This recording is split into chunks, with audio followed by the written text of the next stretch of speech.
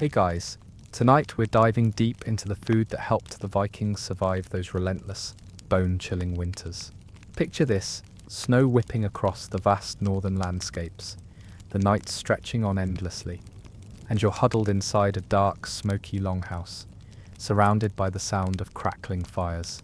In these conditions, a full stomach wasn't just a luxury, it was survival. Now before you get too comfortable, just a friendly reminder, you probably wouldn't last a winter up there unless you were as tough as one of those Viking warriors. So before you get comfortable, take a moment to like the video and subscribe, but only if you genuinely enjoy what I do here. And hey, feel free to post your location and local time. Let's see how far this journey goes tonight. Now dim the lights, maybe turn on a fan for that soft background hum, and let's ease into tonight's journey together. Winter in Viking lands wasn't something you could escape from. It wasn't just cold, it was life-threatening cold. If you didn't prepare yourself for the harsh months, you weren't going to make it through the season. And so the Vikings became masters at adapting, turning survival into an art form. Their food choices were shaped by the land they inhabited: extreme cold, limited sunlight, and a long stretch of isolation. This wasn't a place where you could pop to the store for fresh veggies or pack a fridge with supplies. Instead, Vikings had to get creative, and a lot of it revolved around preservation. Imagine stepping out into the snow, with your breath freezing in midair, to go gather food for the day. The ground was frozen solid, your crops were dead or dormant, and even the rivers and lakes were frozen over. How would you eat when the world around you seemed intent on starving you? Well, Vikings had a plan. They learned early that it wasn't about surviving on what was fresh. It was about learning how to make the food you had last as long as possible. This wasn't just about keeping your belly full, it was about keeping your body from freezing. Historians still argue whether Viking foraging was primarily focused on what could be dried or preserved, or if they relied more heavily on meat during these tough times. Either way, one thing's for sure, these guys knew how to make their food last. Viking food preservation wasn't just a luxury, it was a necessity.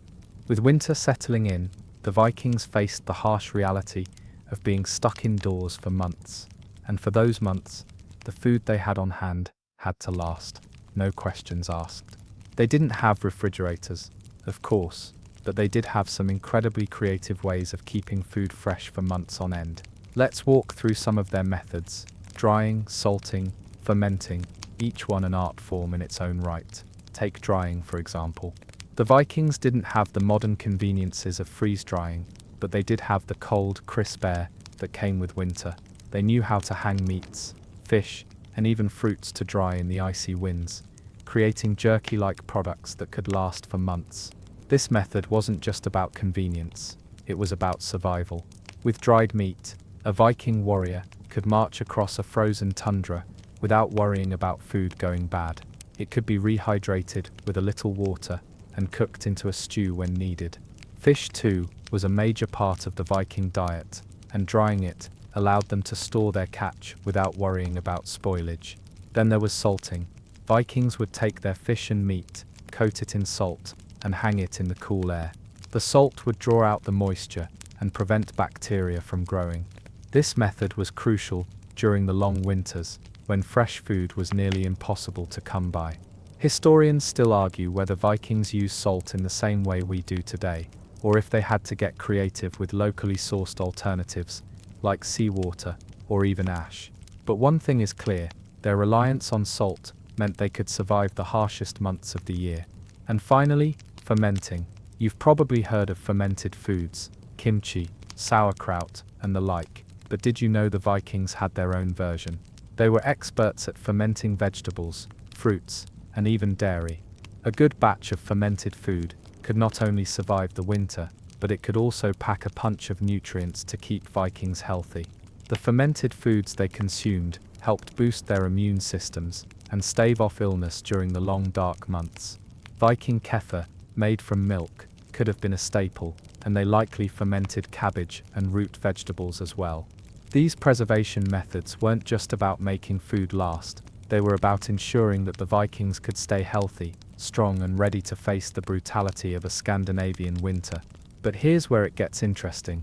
These preserved foods weren't necessarily gourmet. Viking winters were rough. and some of their preserved foods were surprisingly basic, just salted fish, dried meats, or fermented vegetables. These foods didn't taste like anything fancy, but they kept the Vikings alive when nothing else would.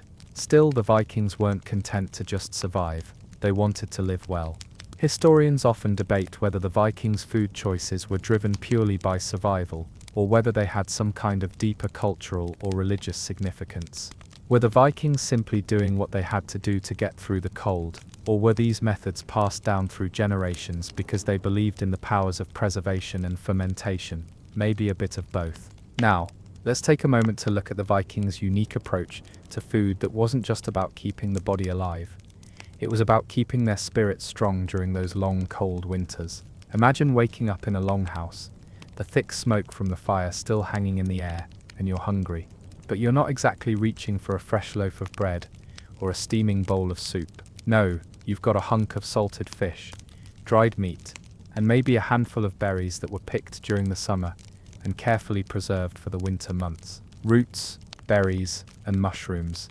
This was the trio that helped sustain the Vikings during their bleakest days. Sure, fresh vegetables were scarce in the frozen tundra, but that didn't mean they couldn't find alternatives in the forest. Viking foragers, or skogsmen, knew exactly where to look for roots and tubers that could provide a vital source of energy. These were foods like root vegetables, turnips, carrots, and parsnips that could survive the cold temperatures and still provide some nourishment. But it wasn't just about digging up roots. The Vikings were also skilled foragers of the wild berries and mushrooms that could still be found deep in the woods. Imagine stumbling upon a patch of bilberries, which the Vikings would harvest in the late summer, then dry them or store them in honey for the winter. These little bursts of sweetness would provide much-needed vitamin C and antioxidants to help prevent scurvy, a common and dangerous affliction during the winter months, when fresh produce was hard to come by.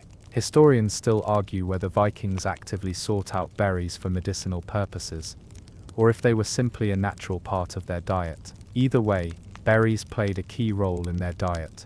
Then there were mushrooms. Yes, mushrooms. The Vikings weren't afraid of foraging for wild fungi, and they knew which mushrooms were edible and which ones were best left alone. Some mushrooms, like chanterelles, would have been collected, dried, and stored for the colder months. These mushrooms added flavor and texture to otherwise plain meals, making them a prized part of the Viking winter food supply.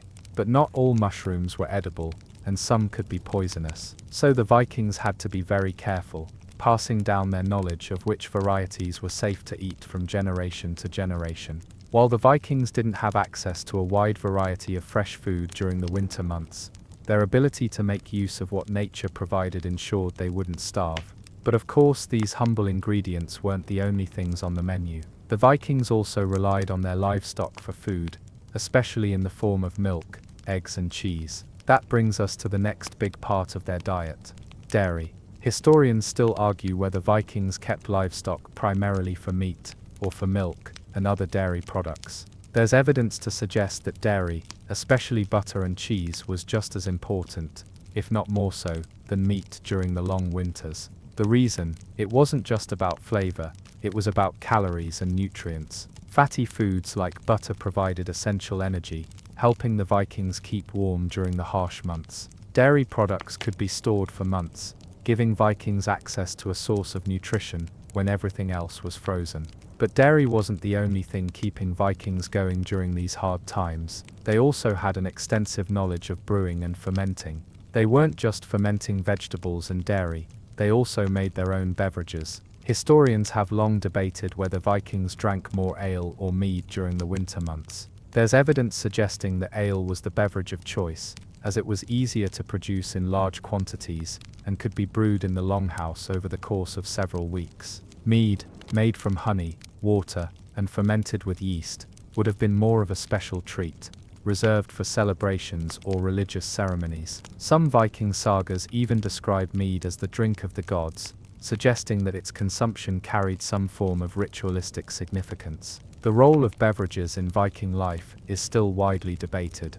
Was it a form of nourishment, or was it just a way to ease the harshness of winter and bring some warmth to the soul? Whatever the answer, It's clear that the Vikings knew how to make the most of what they had, turning simple ingredients into something that helped them endure. As we wander deeper into the world of Viking food, it's time to think about the ever-important role of grains in their diet.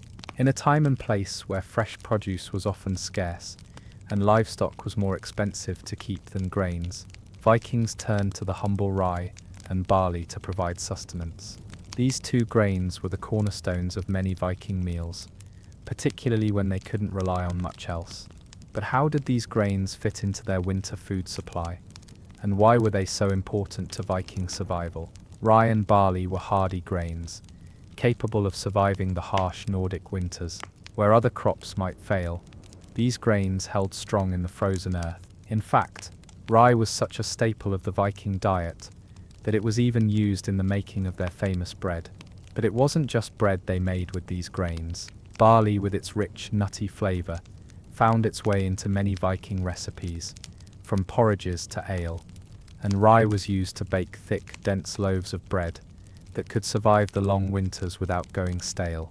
Historians still argue whether rye was more important than barley, or if they were simply used interchangeably. Regardless, these grains were essential to keeping Viking bellies full. Viking bread was dense and heavy, packed with fiber and nutrients to sustain them through the day. It wasn't the fluffy, soft bread we enjoy today.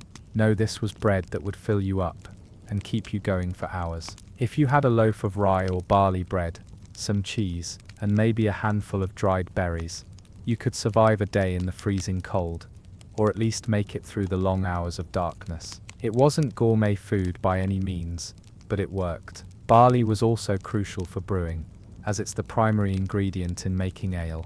And when it came to Vikings, ale wasn't just a drink. It was an essential part of their winter survival. It was a warm beverage that could stave off the cold, packed with calories to give energy during the long hours of work and feasting. Many Viking warriors, after a long day of raids or farming, would relax with a mug of ale, and it was a drink that was often brewed in large batches. The Vikings didn't just enjoy ale for its taste. They relied on it for its nutrition and warmth. This reliance on grains also extended to porridges, which were the ultimate comfort food in Viking culture. Imagine waking up to a pot of thick, warm porridge bubbling on the fire. It might not have been the most exciting meal, but it was practical. Porridge made from barley or rye would be filling, providing enough energy to get through the day. And it wasn't just about eating porridge plain. Vikings would often add whatever ingredients they had on hand, from dried berries to honey, to make it more enjoyable. Some Viking sagas even describe warriors eating porridge to build up strength before a battle, which suggests that porridge wasn't just food, it was sustenance for the spirit as well. Historians still argue whether porridge was purely a peasant food, or if it was enjoyed by all levels of Viking society. Some suggest it was a common food in the longhouses, while others believe it might have been reserved for the more humble families. Either way, the humble porridge, whether sweet or savory, was a cornerstone of Viking diets during the winter months. It wasn't fancy or particularly flavorful, but it was filling, and in a time of limited resources, that's all you really needed. Interestingly, while porridge was primarily made from rye and barley, it wasn't uncommon for Vikings to use other grains if they could find them. Oats, for example, were also part of their diet, but oats, like other grains, were harder to store and preserve, so they were less likely to make it through the harsh winters. Rye and barley, on the other hand, were much more reliable, giving Vikings the means to create hearty meals, whether they were making bread, ale, or porridge. The debate continues today among historians. Did Vikings rely more on grains for sustenance than on meat? While it's clear that they ate meat, particularly during feasts or raids, the grains were likely their everyday go-to. Grains weren't just a side dish, they were the foundation of Viking life, especially in winter when meat could be scarce and fresh vegetables almost non-existent. In fact, historians have suggested that the Vikings' ability to store and preserve grains was one of the key factors that allowed their society to thrive during the colder months. Their understanding of how to dry, store, and cook these grains meant that they could survive the darkest, coldest times of the year without running out of food. And for Vikings, that was everything. Their winter food supplies weren't about luxury, They were about survival. By now, you've probably gotten a taste of the Viking diet during those endless winters, but let's step into the cold with them a bit further. You see, Vikings weren't just sitting around munching on bread and porridge all day. When they could, they ate meat. Plenty of it. But winter, as you might expect, threw a wrench in their plans. Meat wasn't always readily available, and even if they had livestock, they weren't exactly slaughtering animals willy-nilly. So, what did they do to keep their bellies full when fresh meat was in short supply? Well, they had some ingenious methods of preserving it. Methods that would make any modern-day survivalist green with envy. Let's talk about smoked meat. The Vikings were masters of the art of smoking meat, a technique that allowed them to preserve it for months. The cold, dry winter air wasn't just good for drying fish. It was perfect for smoking meats like pork, beef, and even reindeer. Smoking meat, combined with salting or drying, created a preserved food that would last through the coldest months. These smoked cuts of meat would be stored in cool, dry places, allowing them to maintain their nutrition and flavor until it was time to cook. You can imagine how, after a long day of work or a raid, a Viking might slice off a chunk of that smoked meat and throw it in a pot with some of those root vegetables or grains to make a hearty stew. Historians still debate the exact smoking techniques used by the Vikings. Did they have special smoke houses, or did they simply hang their meats in the smoke of a fire? Some believe that Viking smoke houses, or røkeri, were made with simple stone structures, while others think the meat was smoked directly over the fire in their long houses. Either way, the technique worked, and it kept the Vikings from going hungry when the landscape was covered in snow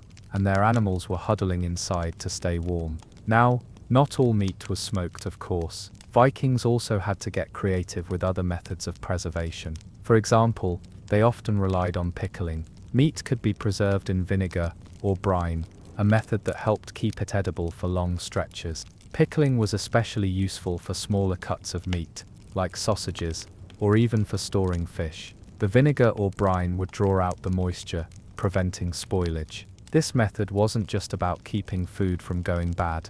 It was also a way to give the food an extra layer of flavor. That tangy, salty bite would have made those long, dreary winter days a little more bearable.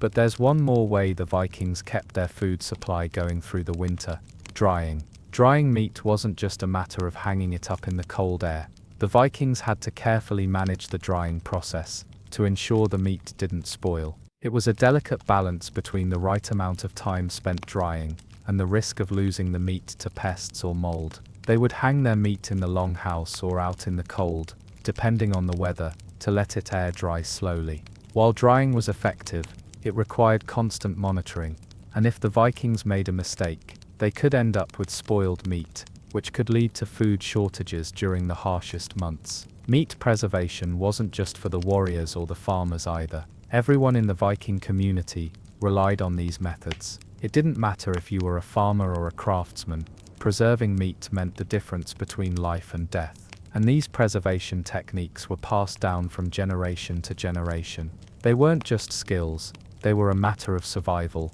deeply embedded in Viking culture. Let's not forget that meat wasn't the only thing they preserved. Fish was another vital part of the Viking diet, especially for those living near the coasts. Fish, particularly herring, was smoked, salted, and dried to make it last throughout the winter. In fact, fish was so important to the Vikings that they often traded it, along with other preserved foods, with neighboring tribes, and even distant lands. This fish trade was a vital part of Viking commerce, allowing them to obtain goods they couldn't grow or produce themselves. Historians have long debated the importance of fish in Viking trade. Did they primarily trade fish for luxury items like spices and wool, or was it more of a survival-based exchange? Either way, the Vikings understood the value of preserved fish, and they knew how to make it last through the coldest months. Imagine a Viking settlement, bustling with activity as fish, dried meats, and grains are exchanged. Everything they need to survive the winter is right there, carefully preserved and ready to go. In the next section, we'll look at the role of vegetables and roots in the Viking diet, and how they survived off of these humble foods during the dark months of winter. As we continue to explore the Viking winter diet, it's time to turn our attention to the often overlooked heroes of their survival, vegetables and roots. While meat and dairy were, without a doubt, critical to their diet, the Vikings also relied on the hardy, humble vegetables that could survive the bitter cold. These weren't your typical supermarket veggies. They were the tough, resilient types that could grow in frozen soil or store well through the harsh months. Now you're probably wondering what types of vegetables the Vikings could grow in such a frosty environment. Well, the answer is a lot more than you might expect. Viking gardeners, if you can call them that, grew turnips, carrots, parsnips, and cabbages. These root vegetables were tough enough to withstand freezing temperatures and could be stored through the winter months. And the best part, they didn't require a lot of maintenance. As long as they were planted at the right time, they could be left to grow and then harvested before the frost set in. Turnips were one of the most commonly grown vegetables. These sturdy, bitter little bulbs were packed with nutrients and could survive in the harshest climates. Vikings would either cook them in stews or roast them over the fire, adding a touch of flavor to an otherwise simple meal. Carrots and parsnips, though they were harder to grow, were also an important part of the Viking diet.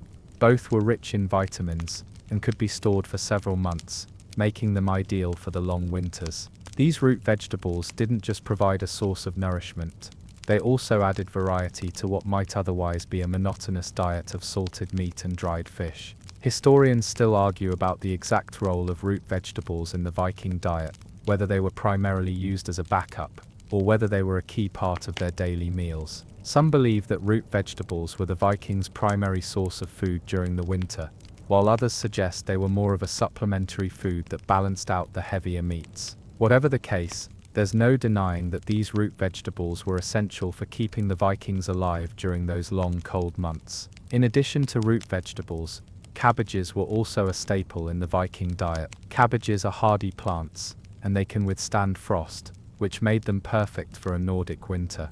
Vikings would ferment cabbages to create a form of sauerkraut, which provided not only a source of nutrition, but also beneficial bacteria for the digestive system.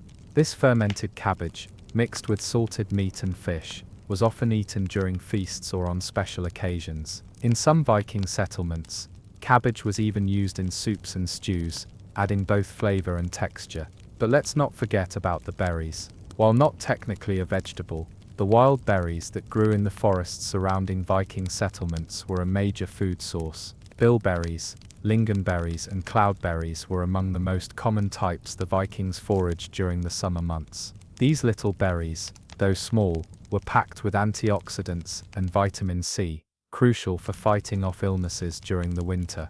The Vikings didn't let anything go to waste, and these berries were either dried for later use or preserved in honey to last through the harsh months. Historians still debate how much of the Viking diet actually consisted of wild foraged foods. Some believe that the Vikings ate a lot of wild berries and mushrooms during the summer months, but others argue that the cold winters left little room for foraging. It's likely that the Vikings relied heavily on their preservation techniques to store as many berries as possible, ensuring they had access to these health-boosting fruits throughout the winter. But berries and vegetables weren't the only thing the Vikings relied on. They also had access to herbs, which they would gather in the wild or grow in their small personal gardens. These herbs, like thyme, sage and dill, not only added flavor to their otherwise bland meals, but they also served as medicinal plants. Viking healers used these herbs to treat various ailments, from colds to digestive issues. And in a time when medical knowledge was limited, these herbs were a valuable resource. Historians argue whether these herbs were used more for culinary purposes, or if they were primarily seen as medicinal. It's likely that both factors played a role, as many Viking foods had dual purposes, one to nourish the body, and the other to help it heal. Still, herbs weren't the primary source of nutrition during the winter months. But when combined with root vegetables, berries and fermented foods, they helped to round out the Viking winter diet, providing a little bit of everything. The Vikings' ability to use what they had on hand to create diverse meals in such a harsh environment is a testament to their ingenuity. They didn't rely on fancy spices or exotic ingredients. They used what they could find in the wilderness around them, and while they might not have had access to fresh fruits and vegetables during the long dark winters, they made the most of what they could preserve. This reliance on nature's bounty wasn't just about survival, it was about living in harmony with the environment. So next time you sit down for a cozy meal, think about what it would have been like to eat the way Vikings did: root vegetables, salted meat, fermented cabbage, and berries to keep you going. It wasn't a feast, but it kept them alive. It kept them strong. As we journey through the long, cold winters of the Viking world, it's impossible to ignore the role of animal products in their diet. Yes, we've touched on meat, but let's delve a bit deeper into the world of Viking dairy. For Vikings living through the harsh winters, dairy wasn't just a nice addition, it was a critical part of their food supply, providing both essential calories and much-needed nutrition. And while we often think of milk as a drink, for the Vikings, it was more of an ingredient, a building block of some of their most cherished foods. The Vikings had a special fondness for butter and cheese. These weren't just occasional indulgences, they were staples in their daily diet. Cheese, in particular, was a powerhouse of nutrients. It was rich in fat and protein, making it an ideal source of energy for the long, dark winter months. Vikings had a variety of cheese, some of which was fresh and soft, while others were aged and more solid. The Vikings didn't just rely on cheese for its nutritional value, they also used it as a preservative. In fact, cheese was often used to preserve milk. This method of fermentation and aging allowed them to store dairy products for long periods, making sure they had something to rely on when fresh milk was hard to come by. Historians still debate how much the Vikings relied on fresh milk compared to aged cheeses. Some suggest that fresh milk wasn't as common in the Viking diet because it spoiled quickly, while others believe that milk was regularly consumed, particularly by those living in more rural areas where they kept cattle. Regardless of how they consumed it, milk and dairy products were central to Viking life, especially during the harsh winter months when other food sources were scarce. But let's talk about butter, shall we? Butter was a luxurious item in the Viking diet. It wasn't just something you spread on bread, it was also used for cooking, as an accompaniment to meals, and even as a method of preserving meat. Vikings would use butter to coat meats, ensuring that they didn't dry out during cooking. It also worked as a form of energy, giving Vikings the calories they needed to keep going in the freezing cold. In fact, butter was so important to Viking life that it even played a role in religious rituals. In some Viking sagas, butter was offered to the gods as a symbol of nourishment and protection. Historians have long debated the role of butter in Viking religious ceremonies. Was it simply a form of offering, or did it carry a deeper symbolic meaning? Some scholars believe that butter, with its rich, nourishing properties, was seen as a gift that could help sustain the community during tough times. Others suggest that the Vikings used butter as a form of tribute to their gods, ensuring that the harvest would be plentiful and the animals would remain healthy. Regardless of its spiritual significance, butter was an essential part of the Viking food supply. In addition to butter and cheese, milk was also used to create a variety of fermented dairy products, such as kefir and skyr. Skyr in particular was a staple in Viking homes, often eaten for breakfast or as a snack. It's a thick yogurt-like product, packed with protein and probiotics. Vikings would eat it plain, or with added fruit and honey, and it could be preserved for weeks, making it perfect for long winters. While skyr was popular among the Vikings, it was actually a product that the Icelandic Vikings continued to make well into modern times. Today, skyr is still an important part of Icelandic cuisine, showing just how far-reaching the Viking food legacy truly is. Historians argue whether skyr was developed by the Vikings themselves, or whether it was introduced through trade with other cultures. Some suggest that skyr was influenced by dairy fermentation techniques from the Celts or other northern European tribes, while others believe it was an original Viking invention. Regardless of its origins, skyr became a cherished part of the Viking diet, providing both nourishment and a reminder of their resourcefulness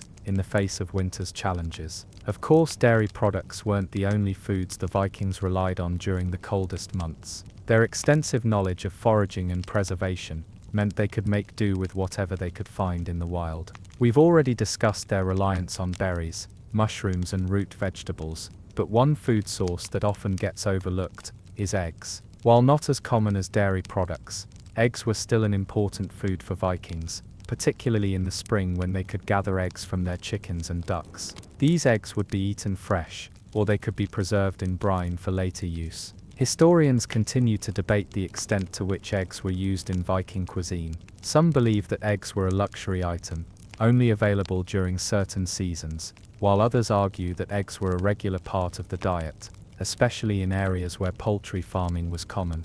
Either way, eggs provided a valuable source of protein and vitamins, making them an important part of the Viking diet. In Viking communities, the preservation of food wasn't just a matter of practicality, it was also a way of connecting to the land and the seasons. The Vikings' ability to preserve and store food for the winter wasn't just about surviving the cold months, it was about thriving, despite the challenges they faced. From butter and cheese to skyer and eggs, every food they consumed was a reflection of their ingenuity and adaptability. But let's not forget that while dairy and meat were important, it wasn't all about eating heavy, fatty foods. Vikings still sought out fresh sources of nutrition, even in the middle of winter. In the next section, we'll take a closer look at how Vikings relied on herbs, spices, and even seaweed to add variety to their meals, and provide essential nutrients during the coldest months. So, we've covered meats, dairy, and hearty root vegetables,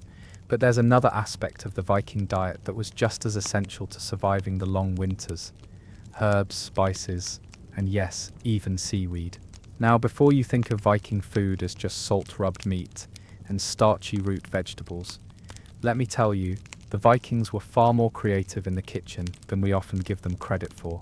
In the cold, dark months, when everything seems bland and monotonous, the Vikings knew exactly how to add flavor and nutritional variety to their meals. Let's start with herbs. The Vikings were skilled foragers, and they knew how to harvest herbs from the wild that could not only enhance the flavor of their dishes, but also provide essential medicinal benefits. Common herbs used by the Vikings included thyme, sage, and dill, each one bringing a distinct flavor to their food and offering health benefits. Thyme, for example, was used to season meats and stews, but it also had medicinal properties, believed to treat coughs and colds, very useful during those long winter months when illnesses were more likely to spread. Sage, with its earthy, savory flavor, was often used in cooking, but it also had antibacterial properties, making it perfect for preserving meats and helping to ward off infections. Historians still debate the extent to which Vikings used herbs for medicinal purposes,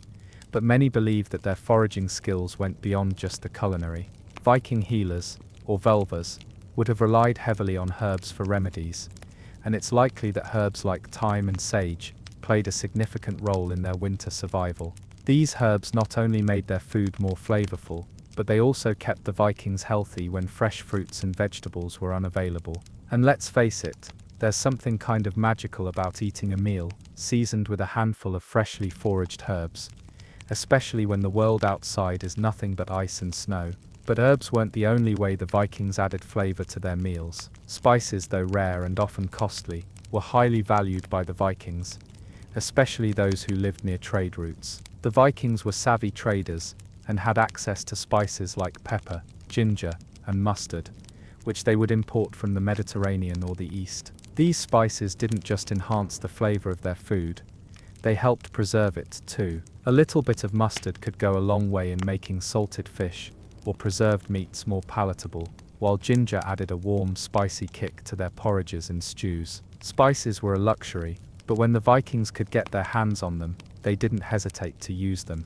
Historians still argue about how frequently the Vikings actually used spices in their daily meals. Some suggest that spices were reserved for special occasions, while others believe that even commoners might have enjoyed them in moderation. But one thing is certain, when spices were available, they became a prized commodity in Viking kitchens, and the Vikings weren't afraid to use them to elevate their food.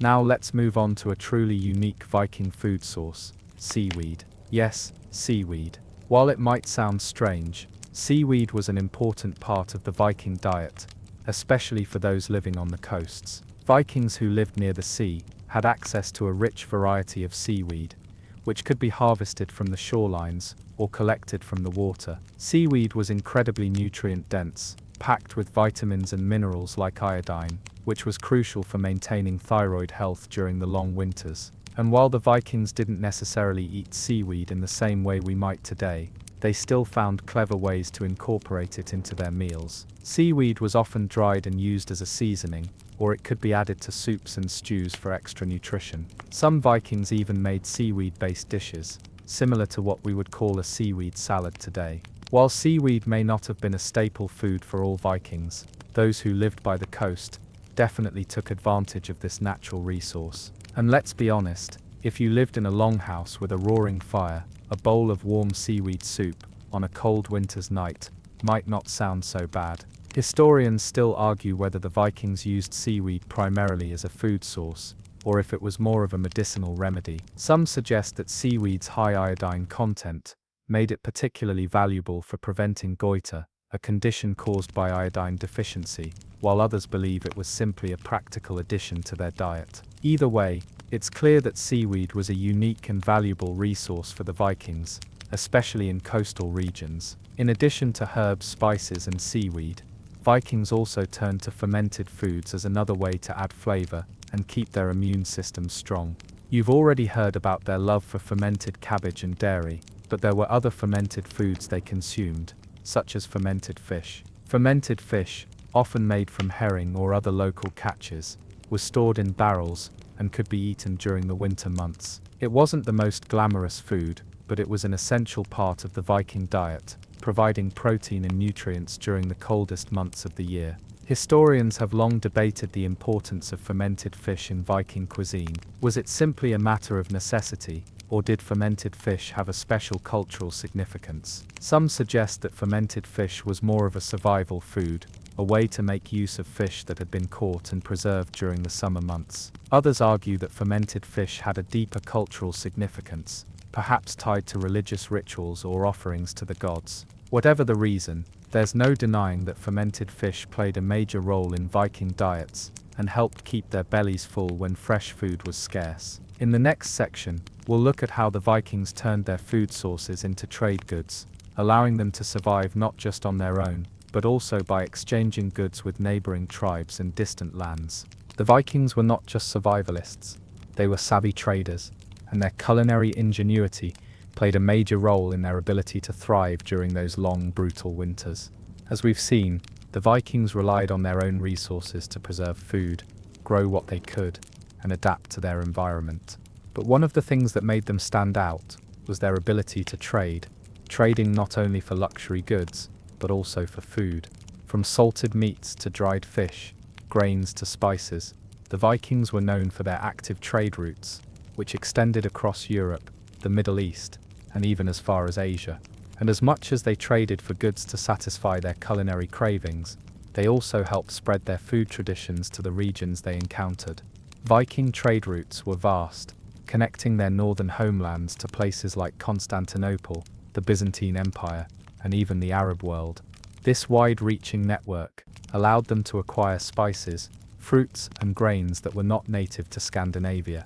Spices like pepper, cinnamon, and ginger, as well as fruits like apples, pears, and dried dates, were coveted in Viking settlements.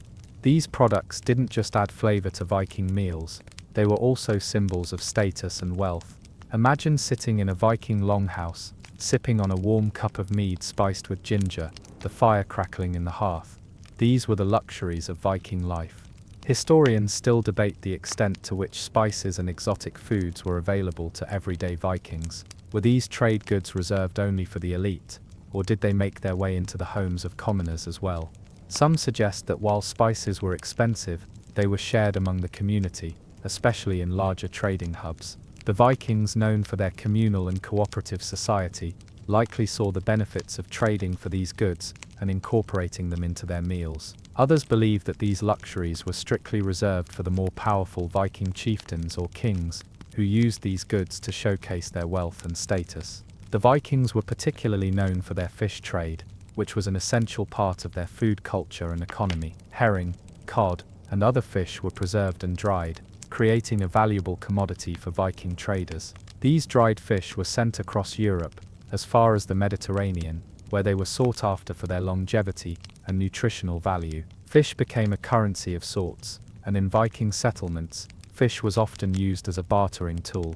traded for other goods like wool, metal, and even slaves. In exchange, the Vikings could acquire spices, fine fabrics, and other luxury items that were otherwise inaccessible in their homeland. But the Vikings didn't just trade food for food, they also traded food for something equally valuable: knowledge. This exchange wasn't just about acquiring new flavors and recipes, it was also about learning new techniques for food preparation and preservation. For example, Viking traders traveling through the Mediterranean would have encountered different methods of preserving fish, such as salting and brining, which they then brought back to Scandinavia. These new techniques would have influenced Viking culinary traditions, ensuring that they could keep their food supply going through the harshest of winters. Historians still argue whether the Vikings' exposure to Mediterranean food preservation methods had a lasting impact on their culture. Some suggest that the Mediterranean world's influence on Viking food practices was minimal,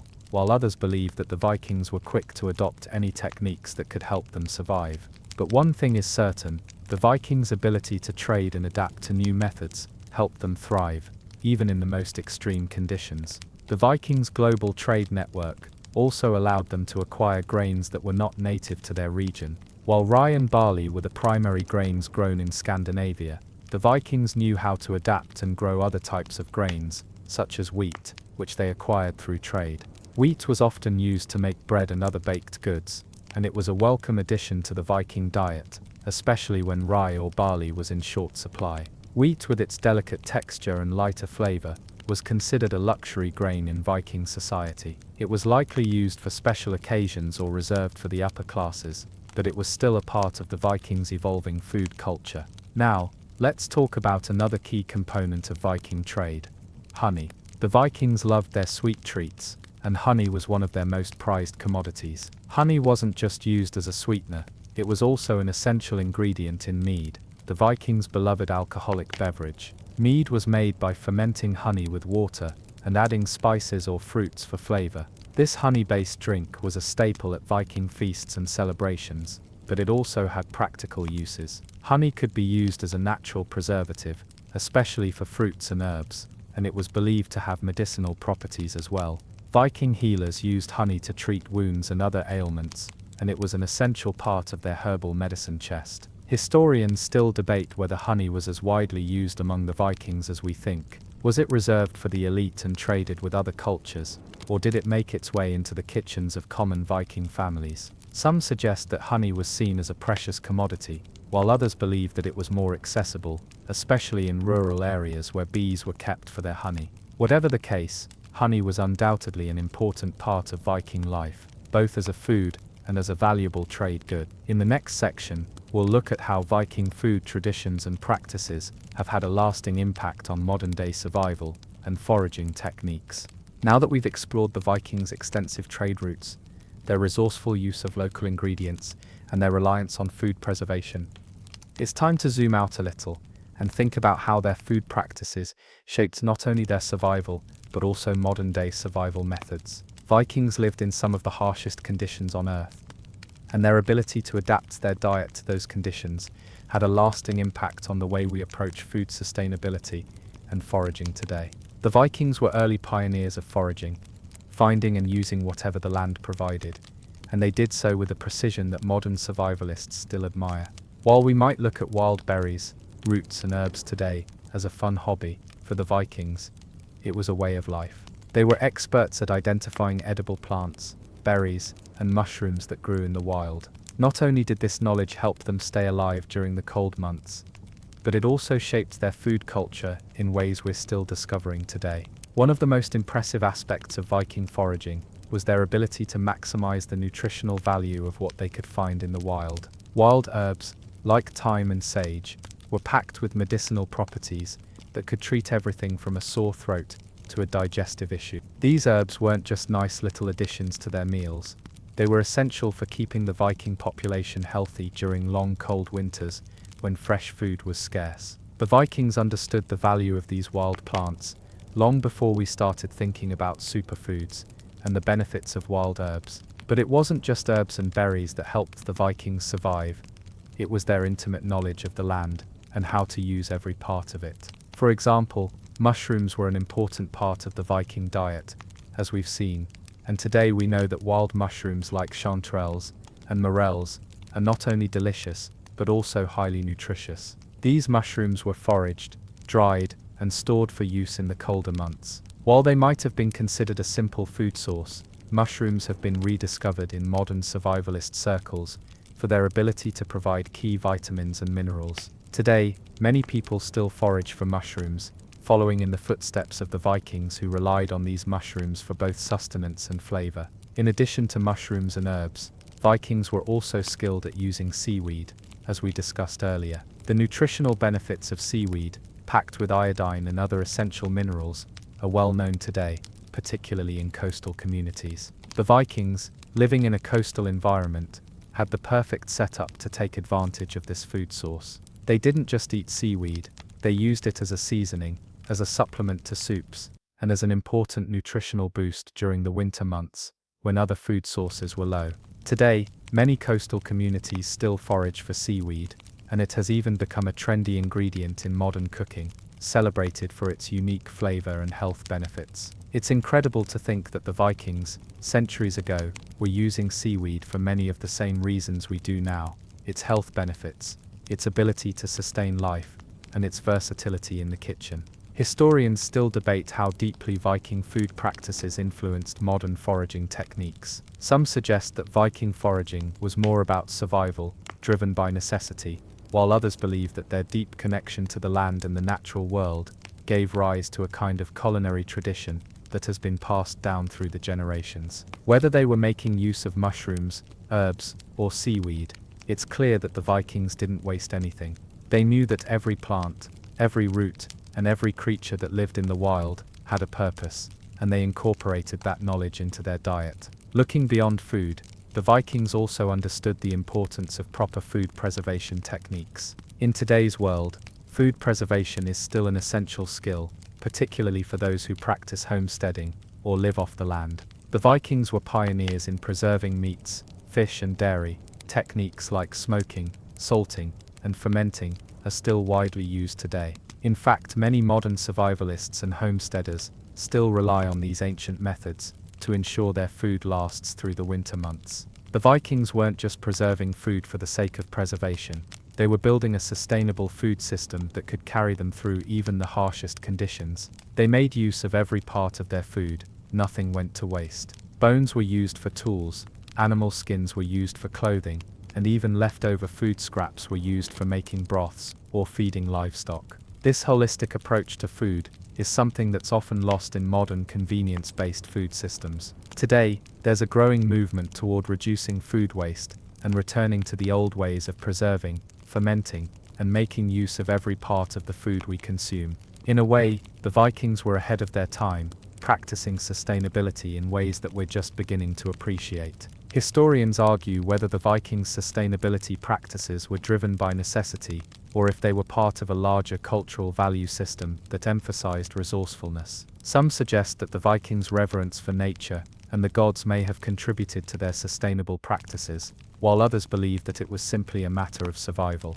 Either way, the Vikings' food practices, from foraging to preservation, have had a lasting impact on modern-day food systems, especially in the context of sustainability and reducing waste. So what can we learn from the Vikings? Well, a lot, actually. They may not have had the luxury of modern refrigerators or fast food, but they knew how to live off the land, make the most of what they had, and preserve their food to last through the darkest months. And while our modern diets are vastly different from the Vikings, their approach to food, resourcefulness, preservation, and sustainability is something we can all apply to our lives today. In the next section, we'll take a look at how Viking food traditions have influenced modern survival food techniques, and the ways in which their practices continue to inspire people today. As we move further into the lasting legacy of Viking food practices, it becomes clear that their culinary survival techniques have more influence on modern-day food systems than we might initially realize. The Vikings, while surviving in one of the most extreme environments on Earth, developed an entire food culture based on what could be preserved, stored, and made to last through the bitter, long winters. And today, in the face of modern challenges such as food waste and the push for sustainability, the Vikings' practices are being re-examined, revived, and adapted for use in today's world. Let's start by considering one of the most basic survival skills that the Vikings perfected: food preservation. The Vikings didn't have refrigerators or freezers, yet they figured out methods to store meat, fish, and dairy for months on end, ensuring they had food throughout the long winters when hunting and farming were impossible. Modern-day survivalists and homesteaders are returning to these ancient techniques: drying, salting, smoking, and fermenting, as a way to preserve food without relying on electricity or artificial means. One of the most notable examples of this practice is the resurgence of fermenting food. Fermentation, which was a cornerstone of Viking cuisine, has become popular once again. Foods like sauerkraut, kimchi, and pickles have made a major comeback, but it isn't just about flavor. Fermented foods provide beneficial probiotics, which are essential for maintaining a healthy gut. The Vikings likely didn't know the science behind probiotics, but they certainly understood the benefits of fermentation in preserving food and promoting health. Viking fermented foods, like their homemade kefir, fermented fish, and sauerkraut, played a vital role in the Vikings' diets. These foods helped preserve vital nutrients, especially vitamin C, during the winter months when fresh fruits and vegetables were in short supply. Historians still debate whether the Vikings knew the full scope of the health benefits of fermented foods, but there's no doubt that they were practical and important in their everyday life. In fact, there are entire movements today, such as the fermented food revival, that are inspired by ancient cultures like the Vikings. Many modern health enthusiasts and survivalists see fermenting as a sustainable way to make food last longer, while providing essential nutrients. We've come a long way since the Vikings' days, but when you really think about it, their practices were surprisingly ahead of their time. Next, we look at the continued use of dried and smoked meats. Vikings often dried their fish and smoked meats, a technique that helped them store protein for months without refrigeration. Today, dried meats such as jerky and smoked fish remain popular, especially in survivalist circles and among outdoor enthusiasts. In fact, many people who practice wilderness survival consider dried meats one of the most reliable and long-lasting sources of protein when out in the wild. The Vikings were experts in preserving protein-rich foods, and they understood the importance of having these high-energy foods available when times got tough. In modern times, dried meats aren't just for survival situations. They're also a favorite snack for hikers, campers, and travelers. The same techniques the Vikings used to preserve meat, smoking, and drying are still employed today to create these portable and long-lasting snacks. If you've ever munched on a piece of jerky during a road trip or hiked with dried fish, you've experienced a tiny piece of Viking food tradition. Historians argue whether the Vikings' love of dried fish was primarily driven by necessity, or if it had more to do with the unique flavors and textures it offered. The Vikings lived in an area where fresh meat and fish were only available during specific seasons, but their ability to preserve food through drying meant that they were never truly without food. They also understood the importance of fish in their diet, providing essential fats and nutrients, especially during the winter months. The popularity of dried fish, particularly among coastal communities, reflects the enduring legacy of Viking food practices. Another aspect of Viking food that still resonates today is their resourceful use of wild plants and herbs. The Vikings didn't just forage for food, they also understood the medicinal benefits of certain plants. Many modern-day herbalists and survivalists use herbs in the same way the Vikings did, both for culinary purposes and for their healing properties. Vikings would have used herbs like sage, thyme, and dill to season their food, but they also used these same herbs to treat ailments like colds, digestive issues, and skin conditions. Today, herbalism is making a strong comeback, and people are learning to use plants and herbs not just for flavor, but for their health benefits. This resurgence in herbal medicine can be traced back to ancient practices, and the Vikings were among the many cultures who relied on plants not only for food, but for healing. Just like the Vikings, modern herbalists understand that nature provides a wealth of resources for maintaining good health.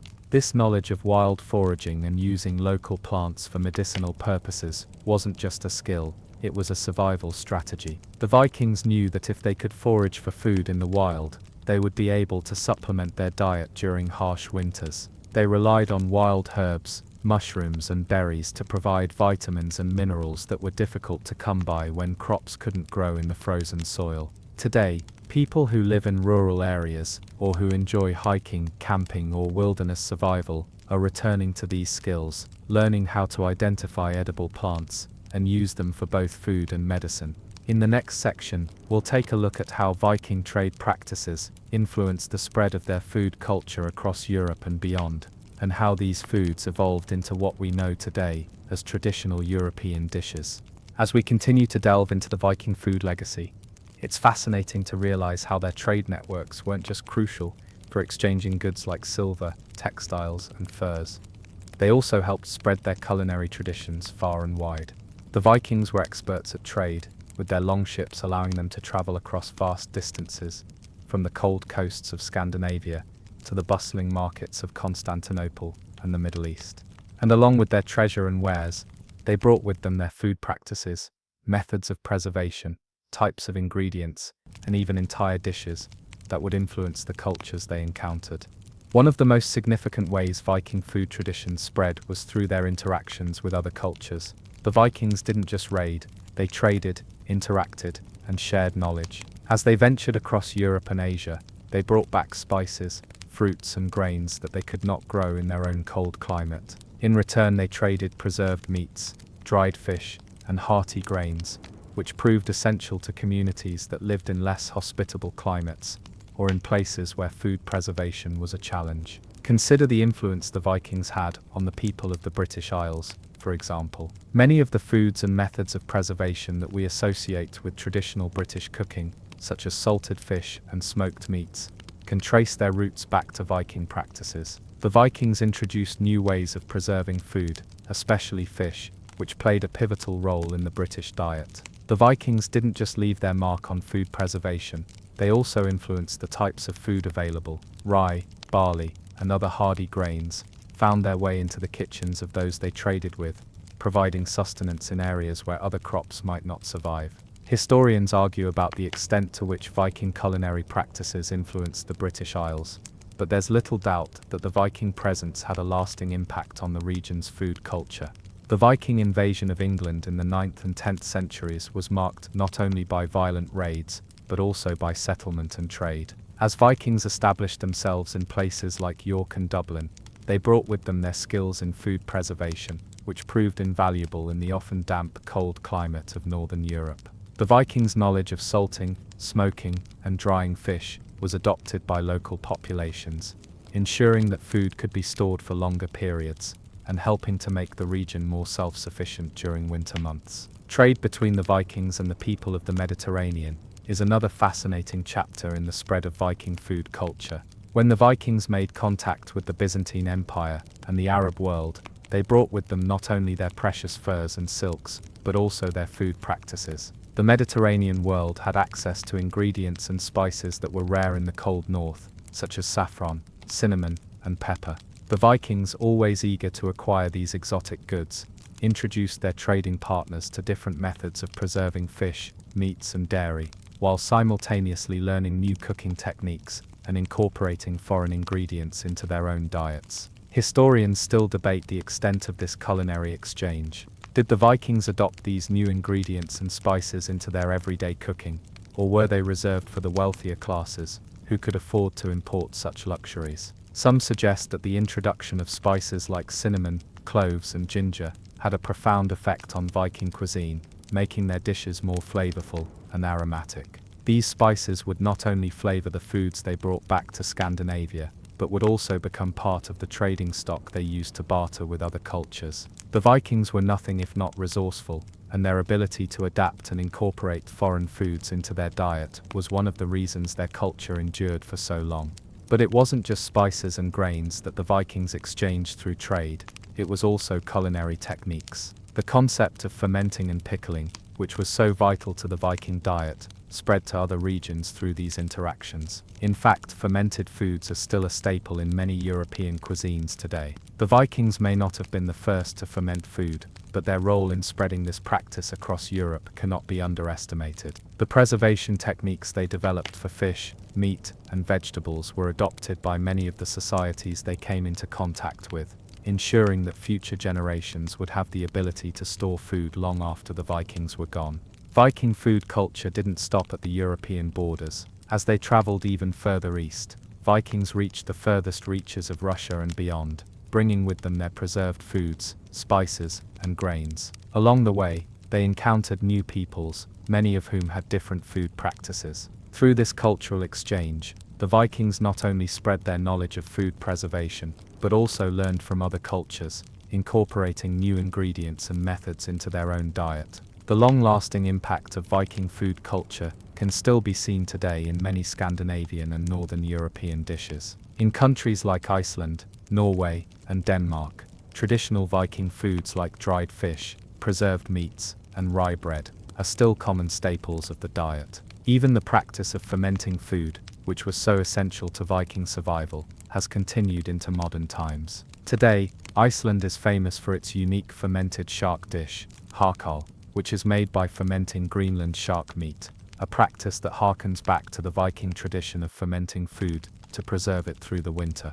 In fact, the Vikings' influence on modern Scandinavian cuisine is profound. Rye bread, one of the staples of Viking diets, is still a beloved part of modern Scandinavian breakfast tables. Fish, both fresh and preserved, remains a key ingredient in Scandinavian cuisine, and methods of preserving fish through drying, salting, and smoking are still widely practiced in Northern Europe.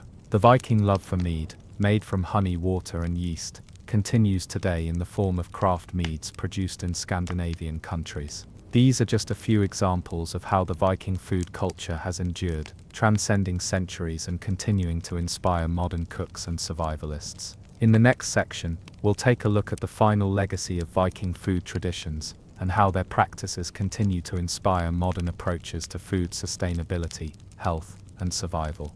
As we reach the final chapters of our journey into Viking food practices, it's time to reflect on the true legacy of their approach to food.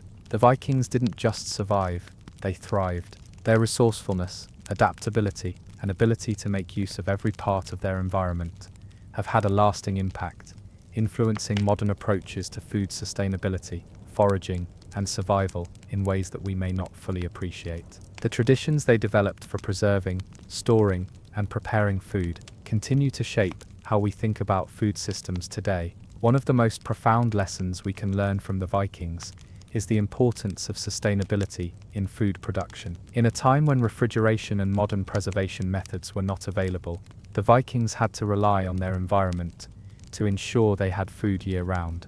They didn't waste anything. Every part of the animal was used, from the meat for eating to the bones for tools. Every fish was salted, smoked, or dried to ensure it could be consumed even when fishing conditions were unfavorable. They didn't just consume for the present, they preserved for the future. Today, sustainability is at the forefront of food discussions, as we face challenges like food waste, climate change, and resource depletion. The Viking practice of preserving food for long periods, whether through drying, salting, fermenting, or smoking, offers a model for how we might reduce waste and live more harmoniously with the environment. It's a reminder that we can still make use of what's available to us, and in doing so, not only protect our resources, but also create a more sustainable and resilient food system. The Viking approach to foraging also offers valuable insights into how we can build more sustainable food practices. The Vikings were master foragers, gathering wild herbs, berries, mushrooms, and seaweed to supplement their diet. Today, as interest in foraging for wild foods grows, many are rediscovering the same plants and mushrooms that Vikings once relied on. From wild garlic and nettles to chanterelle mushrooms and elderberries, many of these foods are still available in the wild and can be used in modern kitchens. They are packed with nutrients, easy to forage with a little guidance, and provide an alternative to store-bought foods that are often less sustainable. But foraging isn't just about gathering wild food, it's about reconnecting with the land and understanding the natural cycles of growth and decay. The Vikings knew the importance of seasonality, and they worked with it, preserving foods when they were abundant, so that they could eat them when they were not. Today we can learn from this practice by eating seasonally, and embracing the idea of local, sustainable food systems. This not only benefits the environment by reducing transportation emissions, but it also ensures that we are consuming foods that are truly in sync with the natural rhythms of our ecosystems. Another lasting legacy of Viking food practices is the resurgence of fermentation. The Vikings were pioneers of fermentation, using it not just as a preservation method, but also as a way to boost the nutritional value of their food. Today, fermentation has become a major trend in health-conscious communities. Fermented foods like sauerkraut, kimchi, kombucha, and kefir are all the rage, and for good reason. These foods are rich in probiotics, which promote gut health and help strengthen the immune system. But the Vikings didn't just ferment for health, they fermented out of necessity, creating a system of food preservation that helped them survive through the dark, cold months. Modern nutritionists and survivalists alike are looking back to these ancient techniques, recognizing the incredible benefits of fermented foods. Just as the Vikings used fermentation to ensure they had food throughout the year, we can use it to improve our health and increase the shelf life of our foods without relying on preservatives or chemicals. The rise of fermented food products is a nod to the Vikings' lasting influence, showing that ancient practices still have relevance in today's world. In addition to foraging, fermentation and sustainability, the Vikings' knowledge of meat preservation remains a cornerstone of modern survivalist practices. Dried meats, jerky, smoked fish, and cured sausages are staples in the world of wilderness survival, and for good reason. These preserved proteins are lightweight, shelf-stable, and provide essential calories and nutrients in situations where fresh food is scarce. Survivalists today rely on the same principles that the Vikings developed centuries ago: smoking, salting, and drying meat, to ensure they have protein on hand when they need it most. This ancient practice also ties back to the Vikings' broader philosophy of preparedness. The Vikings knew that they couldn't rely on a steady supply of fresh food, and so they planned ahead. They stored food, preserved it, and made sure they could survive no matter how harsh the conditions. In today's world, this kind of preparedness is just as important. Whether you're stocking up for a long winter or preparing for an emergency, the Vikings' approach to food sustainability, storing and preserving food to ensure it lasts, is a model of foresight and resourcefulness that we can all learn from. And of course, the Vikings' love of mead, a honey-based alcoholic beverage, is another part of their food legacy that still endures. Today, mead is enjoying a renaissance, with craft meaderies popping up across the world.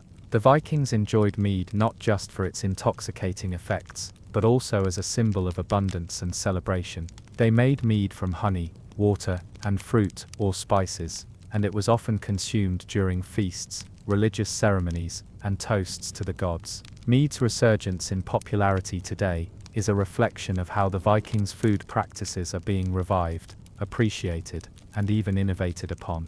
The Vikings' approach to food wasn't just about surviving, it was about thriving in an environment that would have defeated most others. Their food practices were centered on using what was available, making it last, and adapting to the changing seasons. Today we can draw inspiration from the Viking way of life, adopting their sustainable food practices, their love of fermented foods, and their resourcefulness in preserving what nature provides. As we wind down our journey through Viking food traditions, one thing becomes clear. While much has changed over the centuries, the core principles of Viking food culture still resonate today. Their emphasis on sustainability, preservation, foraging, and adaptability continues to inspire modern-day survivalists, home cooks, and those interested in living more sustainably. In many ways, the Vikings were ahead of their time, and their food practices are more relevant today than ever. Now, as we bring our exploration of Viking food to a close, let's pause and reflect on how these ancient traditions have shaped modern survival practices, food sustainability, and even our approach to health and nutrition. The Vikings may be gone, but their influence on our food culture remains strong, providing us with timeless wisdom that we can apply to our own lives. As we wrap up our journey through Viking food practices, we're left with a deeper understanding of how these ancient traditions have stood the test of time. The Vikings, though long gone, continue to influence how we think about food today, especially when it comes to food sustainability, survival, and preserving the bounty of the land. Their methods of food preservation, foraging, and reliance on natural resources continue to inspire modern-day chefs, survivalists, and health enthusiasts alike. One of the most significant aspects of Viking food culture that has persisted in modern times is the concept of food as a means of survival and sustainability. The Vikings didn't simply rely on the seasonal abundance of fresh food. They knew the value of preserving and storing food to ensure they had enough to last through the harshest winters. Today we can learn from this approach by focusing on long-term food storage and the benefits of preserving food through methods like canning, drying, fermenting, and freezing. These techniques not only help reduce food waste, but also make it possible for us to maintain a steady food supply even when resources are scarce. This focus on sustainability is especially relevant in a time when food insecurity is an issue for many people around the world. The Vikings lived in a world where food could mean the difference between life and death, so they developed practical methods of ensuring that food would last through difficult times. In today's world, where global food systems are increasingly vulnerable to climate change, supply chain disruptions, and other challenges, this kind of forward-thinking food preservation is more important than ever.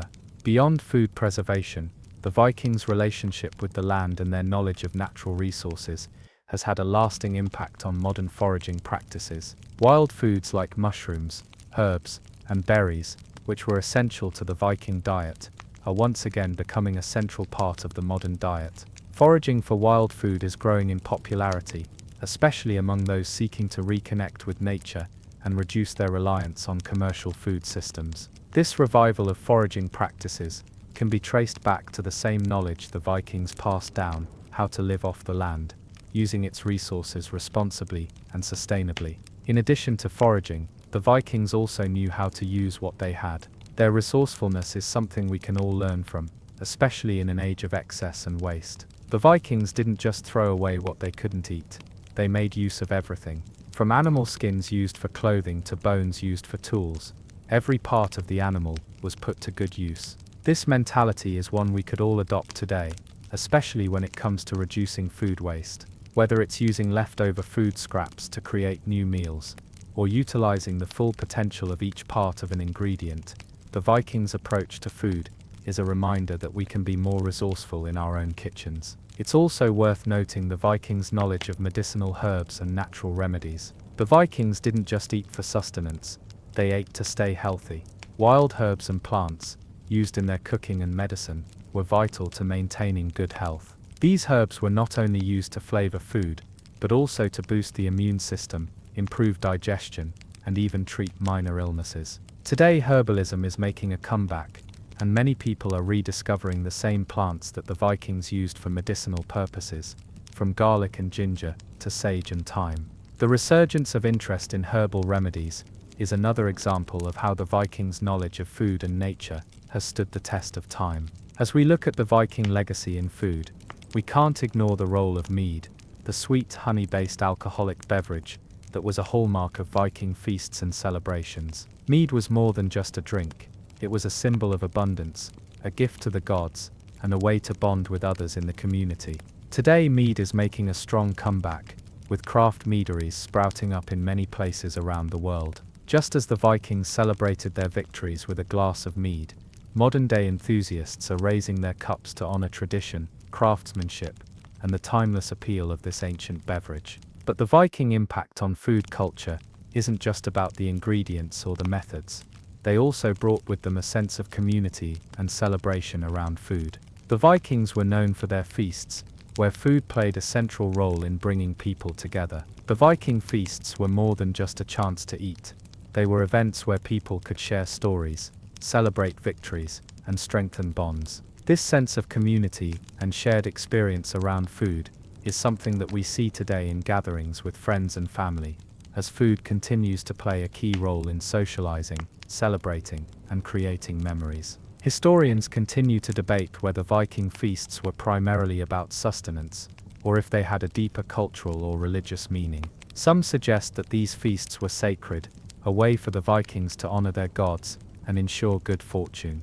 Others believe that they were simply a reflection of Viking culture's emphasis on community and camaraderie. Regardless of the reasoning, the feasts were an integral part of Viking life, and the tradition of gathering around the table continues to this day, whether for a holiday dinner, a birthday celebration, or just a casual meal with friends. As we bring our exploration of Viking food practices to a close, one thing becomes clear: the Vikings were masters of adaptation and resourcefulness. They turned their harsh environment into an opportunity to innovate, creating food systems that allowed them to survive and thrive. Their legacy is still with us today, influencing how we think about sustainability, foraging, and food preservation.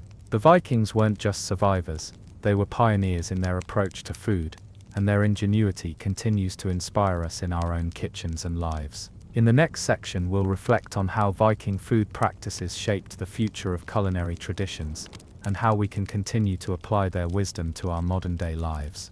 As we reach the final stretch of our journey through Viking food traditions, we can see how their innovations not only ensured their survival during the harshest winters, but also laid the groundwork for the way we approach food preservation, sustainability, and even cooking today. The legacy of Viking food practices isn't just about the ingredients they used, it's about the deep respect they had for the land, the creatures they hunted, and the food they consumed. Their approach was one of balance, ensuring they never over-harvested, over-hunted, or wasted any part of what they had. Today, this perspective is becoming increasingly important as we face global challenges related to food security, sustainability, and waste. The Vikings' resourceful use of preserved food continues to resonate with modern survivalists and homesteaders. While we may not need to salt and smoke meat for survival in the same way, the Viking tradition of food preservation can still serve as a model for how to live in harmony with nature. In a world where food waste is a significant problem, learning to preserve and store food properly, as the Vikings did with drying, salting, fermenting, and smoking, can help us reduce waste and ensure a more sustainable food supply. In addition to food preservation, the Vikings' focus on foraging is also gaining renewed attention in today's world. With many people interested in reconnecting with nature and finding more sustainable sources of food, wild foraging is becoming a popular practice once again. The herbs, mushrooms, berries, and other wild edibles that the Vikings relied on are being rediscovered and celebrated as part of a more sustainable and healthy way of living. Modern foragers, just like the Vikings, understand the value of harvesting wild food responsibly and in harmony with the natural world. As we think about the Vikings' connection to the land, we're also reminded of their deep knowledge of herbs and plants. Viking healers, the Völvers, understood the medicinal properties of herbs like thyme, sage, and dill, and they used these plants to treat illnesses, boost immunity, and maintain health. Today, herbalism is experiencing a resurgence, with many people returning to the natural remedies and healing traditions that have been passed down through generations. The Vikings, with their intimate knowledge of the natural world, were among the first to harness the power of these plants for both culinary and medicinal purposes. While we might think of the Vikings as fierce warriors and explorers, they were also master chefs in their own right, turning simple ingredients into meals that were both practical and flavorful. They made the most of what they had, and their resourcefulness is something that we can all learn from. The Vikings didn't have the luxury of fancy kitchens or modern appliances, yet they managed to create hearty meals that sustained them through some of the most difficult conditions on Earth. Today, this kind of resourcefulness is more relevant than ever, as we strive to minimize waste, eat sustainably, and live in balance with the environment. Another key aspect of Viking food culture that has a lasting impact today is the concept of food as a communal experience. Viking feasts were not just about eating, they were about bonding, celebrating, and connecting with the people around you. This emphasis on communal meals is something we can all embrace. In a time when fast food and convenience often take precedence over shared family meals, the Viking tradition of gathering around a table to share food and stories offers a valuable lesson in how food can bring us closer together. The Vikings understood that food wasn't just about filling the stomach, it was about nourishment for the body, the mind, and the spirit. Their feasts were not only a way to celebrate victories or mark the changing of the seasons, but also a way to honor their gods, connect with their community, and share their abundance with others. The Viking emphasis on hospitality and generosity around the dinner table is a tradition that continues to influence cultures around the world. Whether it's a holiday feast, a birthday dinner, or just a casual meal with loved ones, food has the power to bring people together and create lasting memories. As we reflect on the lasting legacy of Viking food culture, we're reminded that the past is not something to be left behind. The Vikings lived in a world that demanded creativity, resilience, and adaptability.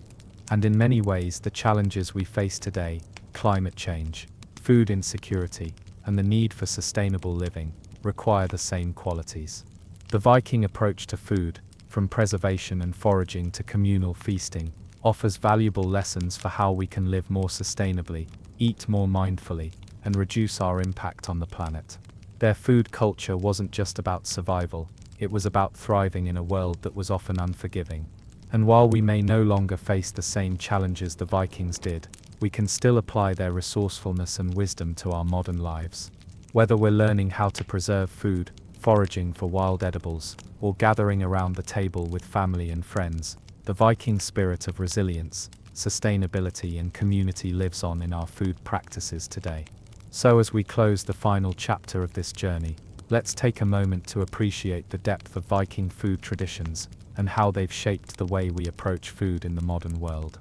From preserving meat and fermenting vegetables to sharing meals with loved ones, the Vikings remind us that food is not just sustenance, it's a way of connecting with the earth, with others, and with the very essence of life itself. Now, as you rest easy, perhaps with a meal in hand, remember the Vikings and their legacy. A legacy that isn't just about what they ate, but how they lived, adapted, and thrived in the face of adversity. And as we look forward, we can carry their wisdom with us into the future.